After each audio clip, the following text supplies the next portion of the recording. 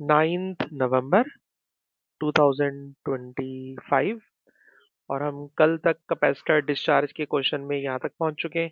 उसी शीट को कंटिन्यू करते हुए आज हम करने जा रहे हैं मार्च 2023।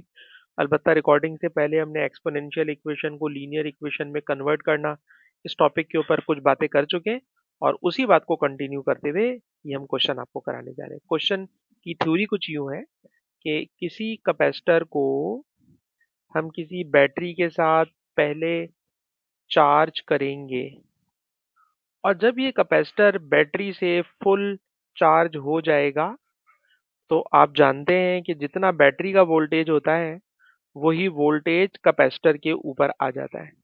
ठीक है जनाब। अगर बैटरी को कैपेसिटर के साथ फुल चार्ज आपने कर दिया तो इसके ऊपर वोल्टेज 12 वोल्ट आ चुका होगा। ठीक, ये इसकी इनिशियल पोजीशन है। अब आपसे वो कह रहे हैं कि हमने कैपेसिटर को फुल चार्ज करने के बाद कैपेसिटर को फुल चार्ज करने के बाद कैपेसिटर को एक रेजिस्टर के साथ कनेक्ट कर दिया। जब आप रेजिस्टर के साथ कनेक्ट करेंगे, यहां से इसको हटा लिया बेटा, तो नाउ डिस्चार्जिंग स्टार्ट। क्वेश्चन पढ़िए कि स्विच को हमने पोजीशन टी पर ले गए और पोजीशन टी पे ले जाने का मतलब डिस्चार्जिंग स्टार्ट हो गई।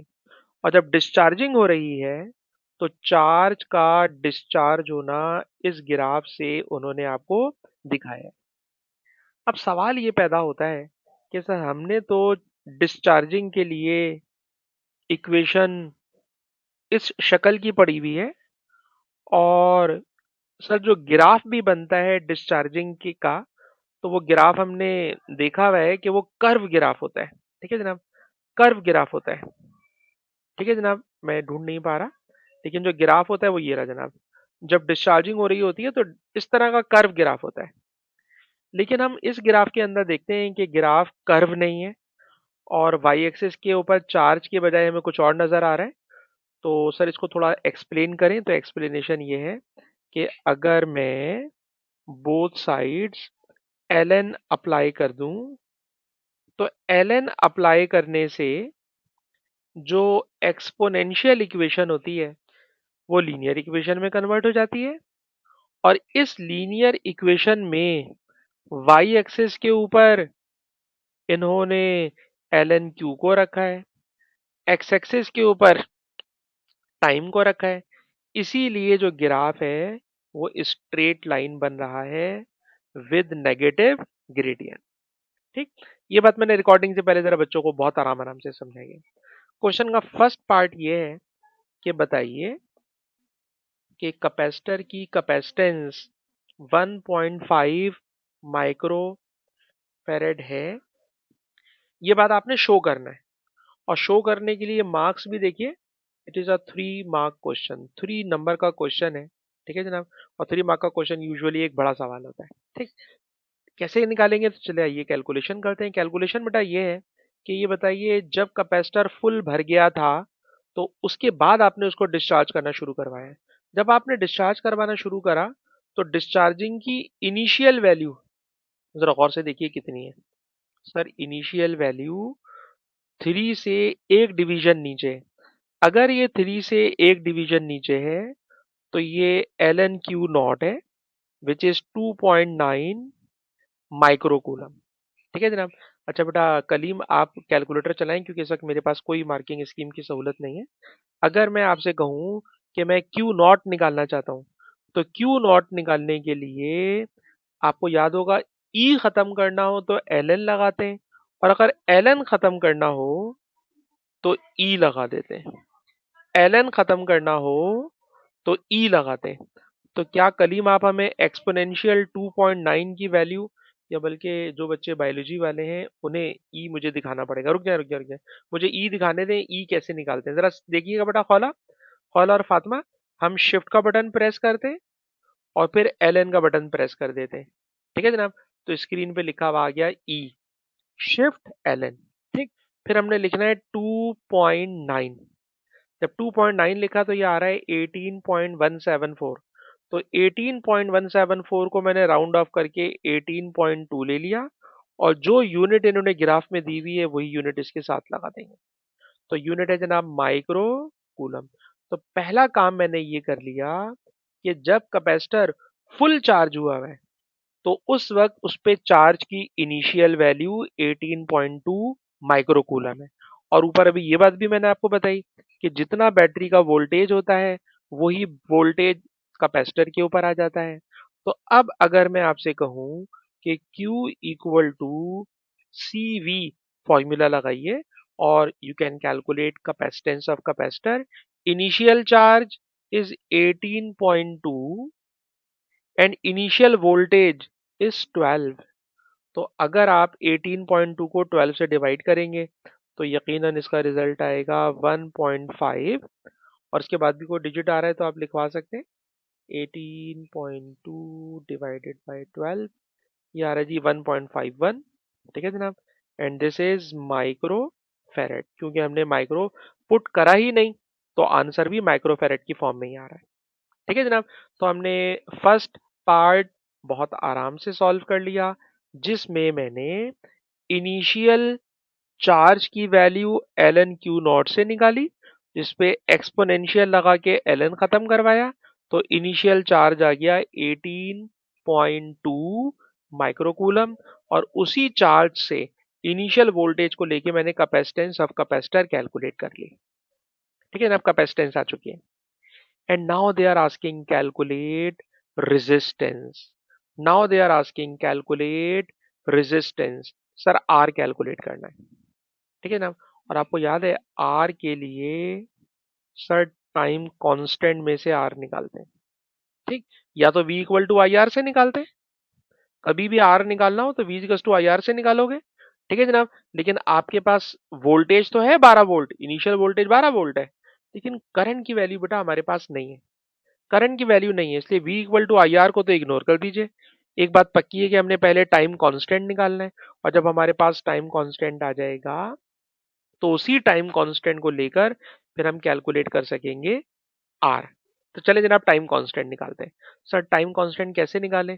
तो टाइम कांस्टेंट निकालने के लिए आप इक्वेशन को इस तरह से उठाएं कि L N Q naught is equals to L N Q minus, या तो मैं आपको पूरी इक्वेशन दिखाऊं ना, मैं डायरेक्ट इक्वेशन पता नहीं क्यों लिख रहा हूँ। Q equal to Q naught exponential minus T upon capital T. ठीक है जनाब। अब आप अगर इसके ऊपर एल एन लगा देते हैं तो ये बन जाएगा एल एन क्यू, ये बन जाएगा एल एन क्यू नॉट, और ये बन जाएगा टी अपॉन आर सी, या टी अपॉन कैपिटल टी। ठीक है। लेकिन इससे सॉल्व करना तो बहुत मुश्किल हो जाएगा, अजाब बन जाएगा, क्योंकि कैपिटल टी क्यों सर अजाब आप क्यों बनेगा। करते हैं जी, करते हैं, इसी से करते हैं। चल अच्छा जी, कैसे सॉल्व करेंगे तो जरा देखिएगा इसी इक्वेशन को बेटा किस तरह सॉल्व करेंगे। बताइए, जो इनिशियल पॉइंट होता है सर ये होता है L N Q naught. L N Q naught है 2.9, एल एन क्यू नॉट है बेटा 2.9 minus 1 upon time constant. Sir time constant तो आपने कैलकुलेट करना है। अब आपने ग्राफ के अंदर दो चीजें देखनी है, अपनी मर्जी से कोई दूसरा पॉइंट और उसका कॉरिस्पॉन्डिंग टाइम, अपनी मर्जी से। ठीक है।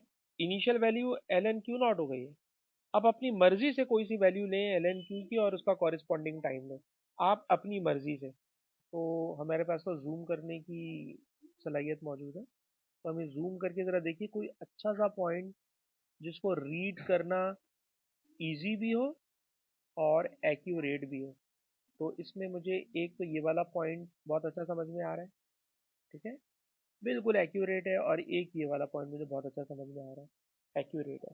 ठीक, आपकी मर्जी है। कलीम आप मुझे मशवरा दीजिए, मैं इस पॉइंट से भी सवाल कर सकता हूँ, इससे भी सॉल्व कर सकता हूँ, क्योंकि दोनों को रीड करना आसान है। कौन सा वाला लूँ, कॉर्नर वाला या बीच वाला? कलीम बीच वाला ले लेते हैं। ठीक है जी, मैंने कॉर्नर वाला इग्नोर कर दिया। अब जब मैंने इसको इग्नोर कर दिया तो अब आप देखिए ये वाला जो पॉइंट है ना बेटा, ये वाला पॉइंट एल एन क्यू के ऊपर ये वैल्यू दे रहा है 2.0। ठीक है बेटा, ये वैल्यू दे रहा है 2.0। ठीक, और उसी का कॉरिस्पॉन्डिंग टाइम में नीचे चले जाओ। जब कॉरिस्पॉन्डिंग टाइम में आओगे तो सर कॉरिस्पॉन्डिंग टाइम में नजर आ रहा है मुझे 3.6। ठीक है बेटा, 3.6। हमने अपनी मर्जी से एल एन क्यू और टाइम ले लिया। अब आप इसको बेटा मैथमेटिक्स लगाना शुरू कर दें। क्या मैथमेटिक्स लगेगा? सर ये माइनस का 1/t के साथ ये नंबर है ना सर, उसको उधर ले जाए, ये उधर जाकर हो जाएगा प्लस का, ये बन जाएगा 3.6 अपॉन कैपिटल टी। ठीक है जनाब, ये पूरा का पूरा नंबर मैंने उधर फेंक दिया, प्लस हो गया, और उधर से 2.0 को इधर ले आए, तो 2.9 माइनस 2.0। ठीक है जनाब, आपको कैपिटल टी निकालना है सर, कैपिटल टी इधर ले आए, इसको इधर ले आए, तो capital T is equal to 3.6 divided by 2.9 minus 2.0, it is equal to 0.9। कोई बच्चा डिवाइड करके बताए व्हाट इज कैपिटल टी? पूरा 4 आ रहा है? पूरा 4 आ गया। तो time constant is 4 second, time constant is 4 second.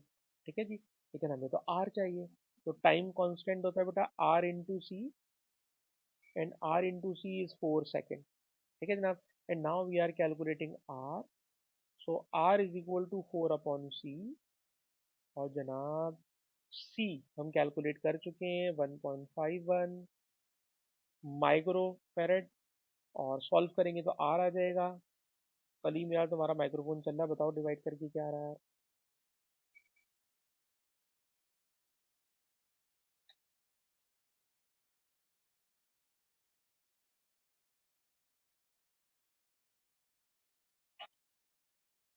ठीक है जनाब, तो ये बन गया 2.6 मेगा ओम, या आप जो नंबर आ रहा है वो नंबर लिख लें, 2.6 मेगा ओम, या जो नंबर आ रहा है वो नंबर लिख लें। तो कलीम आपको ये क्वेश्चन समझ में आया कि इस क्वेश्चन में इन्होंने एक्सपोनेंशियल कर्व देने के बजाय हमें एक स्ट्रेट लाइन दे दी, तो हमने पेपर 5 वाली इंफॉर्मेशन यूज करते हुए इस तरह की लीनियर इक्वेशन को भी हैंडल कर लिया। ठीक है बेटा, कलीम भाई समझ में आई आपको पूरा सवाल?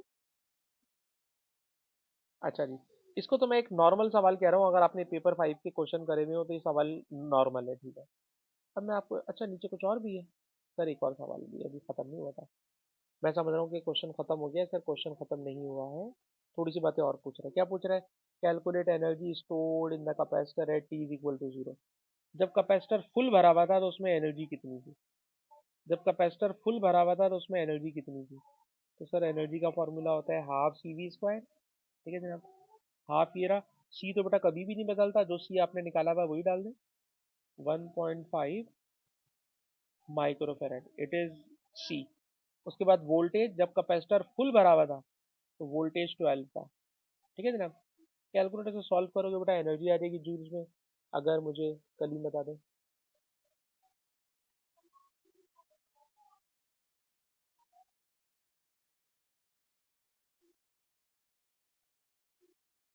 जी, 1.08 एक्सपोनेंट माइनस। ठीक है जी, ये रिजल्ट आ गया। ठीक है जी, अच्छा इसके बाद कुछ और भी सवाल कर रहे हैं? ओए होए होए होए, इस सवाल को अभी हम नहीं उठा सकते, इसमें एक टेक्निकल इशू है। ठीक है, इसके अंदर इशू क्या है भाई? इशू ये है, अभी इशू समझा के छोड़ रहा हूँ। इशू भाई ये है कि जो अभी ऊपर एक रजिस्टर लगा हुआ था ना बेटा, कह रहे ऐसा ही एक और आइडेंटिकल रजिस्टर मैंने पैरेलल में लगा दिया।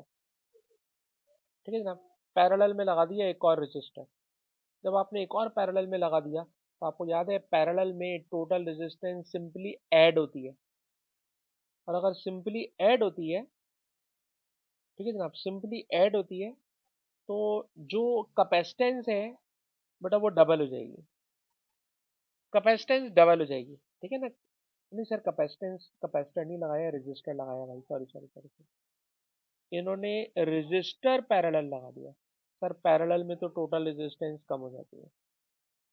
ठीक है, रेजिस्टेंस कम हो जाती है, कैपेसिटेंस बढ़ जाती है पैरेलल में। ठीक है जी, आपने पैरेलल लगा दिया, रेजिस्टेंस कम हो गई। सर अब रेजिस्टेंस कम हो गई ना, अब दोबारा गौर से सुनिएगा, कि switch is initially in position है, जब कैपेसिटर फुल चार्ज हो गया तो हमने उसको डिस्चार्ज करने के लिए दूसरी तरफ लेके चले गए, और वहां पे डिस्चार्जिंग हुई। अब जब डिस्चार्जिंग हो रही है, तो कह रहे हैं अब बताइए नया ग्राफ कैसा होगा, अब बताइए नया ग्राफ कैसा होगा। ठीक है जनाब, तो कैसे बनेगा नया ग्राफ, तो गौर से सुनो। ये बताइए, ग्राफ बनाने के लिए चाहिए होता है ग्रेडियंट। ग्राफ बनाने के लिए चाहिए होता है ग्रेडियंट, ठीक है जनाब। कैपेसिटर फुल चार्ज हुआ हुआ है, सर स्टार्टिंग पॉइंट तो यही वाला होगा, स्टार्टिंग पॉइंट यही वाला होगा, स्टार्टिंग पॉइंट में कोई इशू नहीं है, ठीक है जनाब। स्टार्टिंग पॉइंट यही होगा क्योंकि कैपेसिटर फुल भरा हुआ है।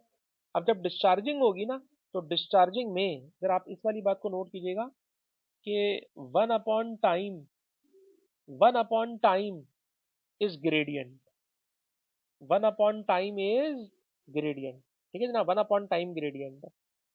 तो सर ग्रेडियंट है one upon time, time constant, और टाइम कांस्टेंट है आर इंटू सी। तो बेटा जरा गौर से सुनना, रेजिस्टेंस आधी हो गई है, और जब रेजिस्टेंस आधी हो गई है तो ग्राफ का ग्रेडियंट डबल हो जाएगा, ग्राफ का ग्रेडियंट डबल हो जाएगा, ग्राफ का ग्रेडियंट डबल हो जाएगा, ठीक।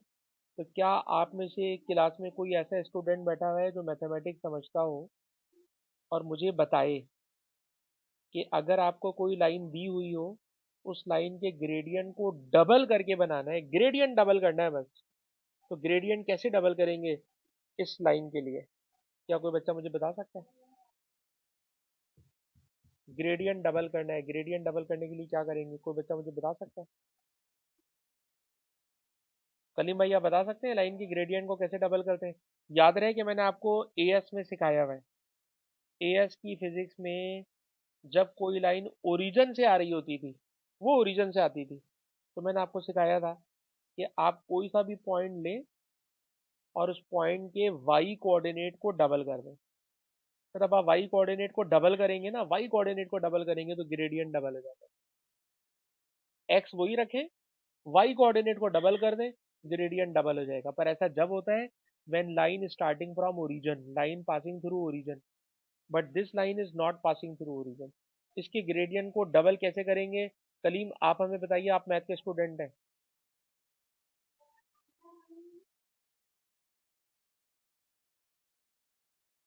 अबे ये बात तो मैंने बताई, जब लाइन ओरिजिन से आती है जब वो ऐसा होता है यार, ऐसा थोड़ी हो जाता है। अब वाई कोऑर्डिनेट को डबल कर दोगे तो ग्रेडियंट डबल हो जाएगा, ऐसा थोड़ी होता है। इसका मतलब है आपको भी नहीं आता। कलीमा नहीं आता ना, यहाँ नहीं आता, नहीं आता, ठीक। अब इसके लिए भी मैं, जब मैं रिकॉर्डिंग खत्म कर लूंगा ना, रिकॉर्डिंग बंद करूंगा, तो आपको पहले प्रैक्टिस कराऊंगा कि लाइन को ग्रेडियंट को डबल करके कैसे लाइन की इक्वेशन बनाते हैं, लाइन ड्रॉ करते हैं, ठीक है। अभी तो मैं नहीं बता रहा। तो इस वाले सवाल के अंदर टेक्निकली प्रॉब्लम ये है, टेक्निकल प्रॉब्लम ये है, और उसके लिए मैं जाहिर सी बात है एक नया पेज खोलूंगा जिसके ऊपर ग्राफ वाला ग्रिड बना हुआ होगा, फिर कॉन्सेप्ट दूंगा इस तरह डबल करके। जिस तरह मैंने एएस के अंदर पढ़ाया था, वो लाइन ओरिजिन से आ रही थी, ओरिजिन से आ रही है, कोई सा भी पॉइंट पकड़े ओरिजिन के अलावा वाला, उसके वाई कोऑर्डिनेट को डबल कर दें, एक्स को सेम रखें, तो ग्रेडियंट डबल हो जाता है। इसमें इतना सिंपल नहीं है, इसके लिए मुझे आपको पहले प्रैक्टिस करानी होगी, तो ये मैं पार्ट अभी उधार छोड़ रहा हूँ। अच्छा जी, और किसी बच्चे का माइक्रोफोन चल रहा हो, बात कर सकता हो? लाइन का ग्रेडियंट डबल करना है। अच्छा जी, अब मैं ऊपर जाकर